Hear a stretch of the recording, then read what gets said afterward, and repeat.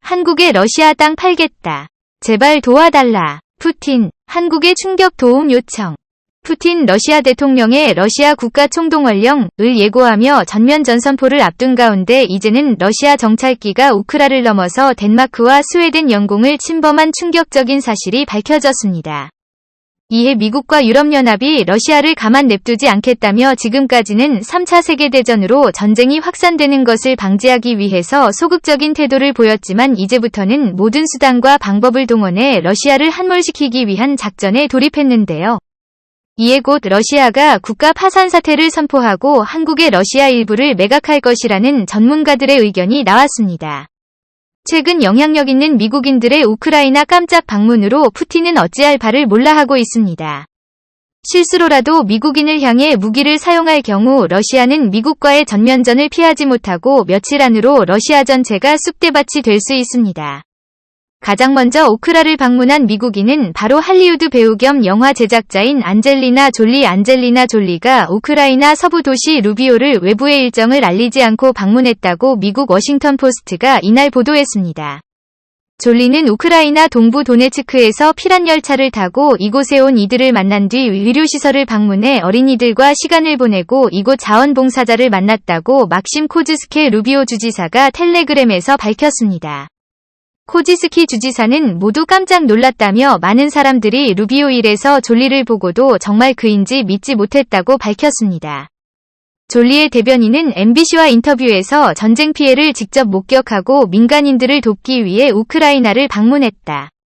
라고 말했습니다. 앞서 MBC에서 보낸 성명을 통해 졸리는 전쟁이 우크라이나 어린이 세대에 미치는 충격은 목불인견이라고 비판했습니다. 그러면서 어떤 어린이도 전란을 피해 집을 떠나거나 사랑하는 이가 죽어가는 것을 보고 자신의 집이 폭격에 무너지는 것을 경험해서는 안 되지만 우크라이나와 세계 각지의 많은 어린이에게 그런 일이 일어나고 있다고 지적했습니다. 자, 그리고 두 번째로 우크라이나를 방문한 이는 바로 낸시 펠로시 미국 하원의장 바이든다. 미국의 2인자로 불릴 정도로 엄청난 권력과 파워를 지닌 인물인데요. 낸시 펠로시 미국 하원의장의 지난달 30일 응원단을 이끌고 우크라이나 수도 키예프를 깜짝 방문해 볼로디미르 지월린스키 우크라이나 대통령과 3시간가량 회담했다고 LP통신 등 외신이 이를 보도했습니다. 펠로시 하원의장은 러시아의 침공 이후 우크라이나를 찾아온 미국 최고위 인사입니다. 그리고 루믹스 하원 외교위원장, 애덤 시프 하원 정보위원장 등 6명이 하원의원에 동행했습니다. 펠로시 의장은 영상에서 자유를 위해 싸우는 우크라이나에 감사를 표하고자 이곳에 왔다며 우크라이나의 싸움은 우리 모두를 위한 것이며 우리는 전쟁이 끝날 때까지 함께할 것을 약속한다라고 말했습니다. 저는 특히 대통령의 미국 정부와 국민의회의 초당적인 지지를 감사하게 생각한다며 미국은 러시아의 침공으로 인한 전쟁에서 우크라이나에 대한 강력한 지지를 이끌고 있다고 말했습니다. 미국 하원의장의 미국 대통령 유고시의 부통령에 이은 승계 서열 2위로 미국 내 권력 서열 3위의 최고위급 인사입니다.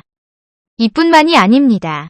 미국은 이미 우크라이나에 사실상 미국산 최첨단 무기들을 무제한으로 제공하고 있습니다. 최근 돈이 부족해 더 이상 전쟁을 치를 힘조차 떨어진 러시아와는 너무나 반대되는 상황인데요.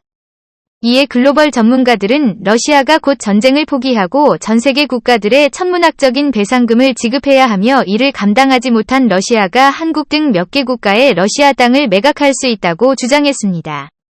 러시아의 패배는 이미 확정되는 분위기입니다. 전쟁을 일으킨 국가가 패하게 되며 무조건 100% 배상금을 지급해야 하는데요. 그 금액은 상상을 초월하고 있습니다. 독일은 제1차 세계대전 후 전쟁 배상금으로 9,400만 달러를 갚았습니다. 이는 100년 전 금액인의 현재 가치로 환산하면 천문학적인 숫자일 텐데요. 독일은 2010년 무렵 92년 만에 1차 세계대전 배상금을 완납했다고 밝혔습니다. 에스토니아 방위군 전직 사령관인 리오 테라스는 러시아가 하루에 무려 200억 달러씩 전쟁 비용을 쓰고 있다고 주장했습니다. 한국 돈으로 무려 24조 원이인데요. 러시아군 20만 명을 운영하고 한 발에도 수억 원씩 하는 미사일을 마구마구 써든 그럴싸한 것 같기도 하지만 좀 비현실적이라는 반론도 있습니다. 이에 대해 많은 사람은 200억 달러가 아니고 200억 루블일 것이라고도 반박하고 있습니다.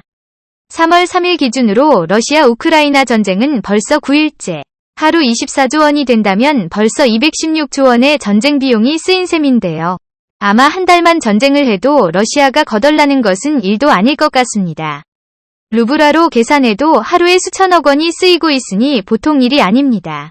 뿐만 아니라 러시아는 전쟁 개시 후 일주일 만에 러시아 재산 690조 원이 증발해버렸습니다. 러시아 증시가 폭락하고 러시아 루블화는 휴지 조각이 되어버렸는데요. 러시아에서 가장 큰 천연가스 기업 중 하나인 가스프롬은 올해 고점 대비 주가가 대략 95%요. 폭락했습니다. 주당 9.93달러였던 주가가 50센트 정도까지 떨어졌는데요. 루크오일 역시 올해 고점인 946.2달러에서 최근 70센트 선까지 떨어지며 무려 99%의 폭락이라는 기록적인 하락률을 연출합니다. 러시아에서 가장 큰 은행의 스베르은행은 2일 하루 만에 784% 폭락해 5에 거래됐습니다. 연초 대비 무려 99.92%가 폭락했는데요. 장중에 1센트까지 떨어지며 러시아를 대표하는 동전주로 등극했죠. 러시아 재벌 알리셰르 우스마노프의 요트는 독일이 뺏어갔고 프랑스 역시 러시아 석유 재벌 이고르 세친의 요트를 압류했다고 합니다. 그리고 잉글랜드 프리미어리그 첼시의 구단주로 유명한 러시아 사업가 로만 아브라모비치는 첼시 구단을 19년 만에 매각했죠. 그리고 이제는 푸틴이 러시아 땅을 한국과 미국 등에 매각할 차례입니다. 놀랍게도 러시아는 그동안 국가 파산 위기를 겪을 때마다 러시아 땅 일부를 매각한 돈으로 다시 살아나는 방법을 택해왔는데요.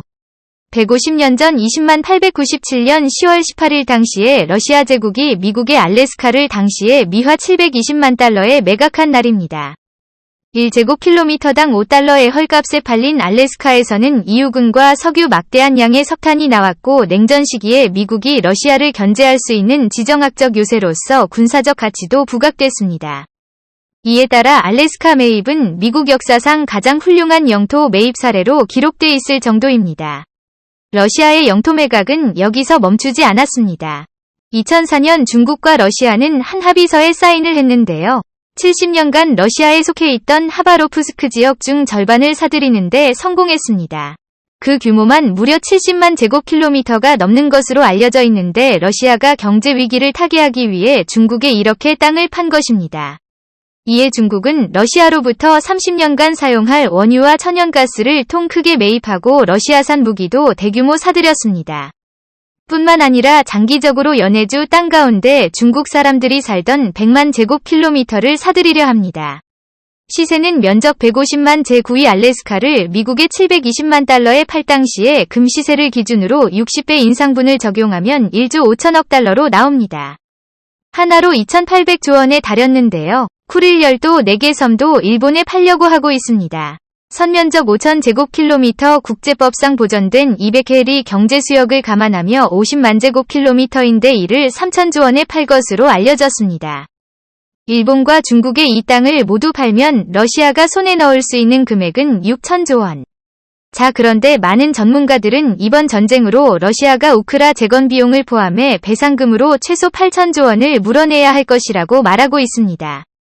추가로 2,000조 원이 더 필요한데 이를 위해 러시아가 시베리아 북쪽에 위치한 섬들 가운데 일부를 한국에 매각할 수 있다고 전문가들은 말하고 있습니다.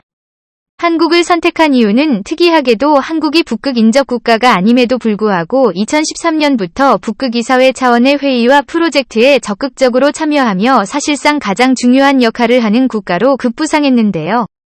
세계에서 독보적인 쇄빙 기술을 보유한 한국의 북극 항로를 개척하며 북극을 세계 무역의 핵심 통로로 만들어주었다고 극찬을 받고 있습니다.